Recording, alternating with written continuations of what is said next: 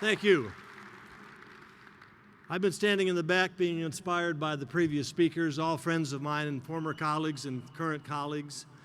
And it's a joy to be here. Chris, thank you for your introduction and the invitation to speak to you. And thank you, NRA, for choosing Indiana and Indianapolis to hold your convention here in our state. We take great pride in our state, as all of you do in all of your states. But we really appreciate your being here, and we hope you can spend some time seeing our beautiful city, spending some of your money to help our economy, and taking the opportunity to see why we think Indiana is such a great place to live and such a great place to work. We are a state that honors and respects the Constitution as intended and as written by our founding fathers. We believe the Constitution is a timeless treasure, a guiding light of wisdom for past, for present, and for future generations. We in Indiana do not accept the narrative of, yes, but you know, times have changed. That narrative, that second guessing that liberal activists and judges use to undermine the rights and individual freedoms guaranteed to each of us in our Constitution. We don't accept that. After the 2008 election, I found myself in a place where I'm guessing most of you were, if not all. Deeply frustrated, deeply concerned with the current administration's actions and the direction and its intent for our country.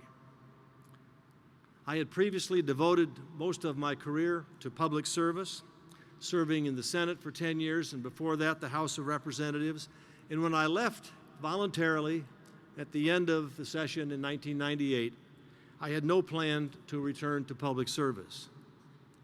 A decade later, after serving with great honor and privilege as ambassador to Germany, I sat stunned watching what was happening to our country when the current administration had total control of the House, the Senate, and the executive branch.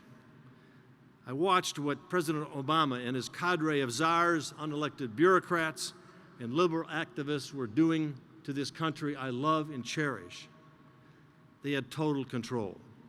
Out of the blue, I received a call from the then chairman of the Senatorial Committee, John Cornyn, asking if I would give any consideration whatsoever for running again and be part of an effort to gain a Senate majority to counter the president's agenda. With the patient and loving support of my wife and family, I threw my hat in the ring. I pledged to Hoosiers during that campaign in 2010 that if elected, I would forcefully oppose the radical agenda Barack Obama and his liberal cohorts in Congress were imposing upon our citizens. The overspending,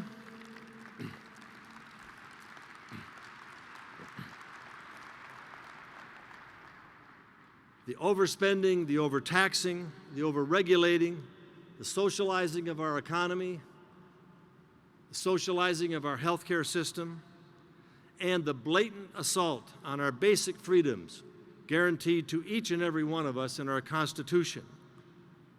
That was my mission.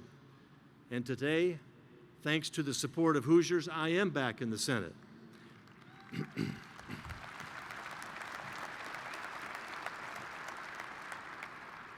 I have joined with my conservative colleagues to do everything we can to pass along to our children and our grandchildren and your children and your grandchildren the very basic values on which this country was built, the values of freedom, liberty, and opportunity. And together, we are fighting the fight on many fronts, but make no mistake about it. A cornerstone of the Obama agenda and a top priority of a certain contingent in Congress is ending responsible gun ownership for law-abiding American citizens. We must not allow this to happen.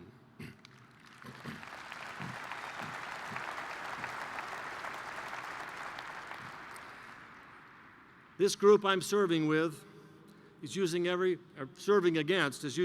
opportunity to undermine our Second Amendment rights, but the group I am serving with my Senate colleagues, Republicans, and yes, some Democrats, who support the Second Amendment rights. We are working to defeat the efforts of those who attempt to deny these constitutionally fundamental rights. And today, I stand here today to give you my pledge that as long as the people of Indiana support my service and grant me the privilege of representing their interest in the U.S. Senate, I will continue the fight to protect our Second Amendment rights.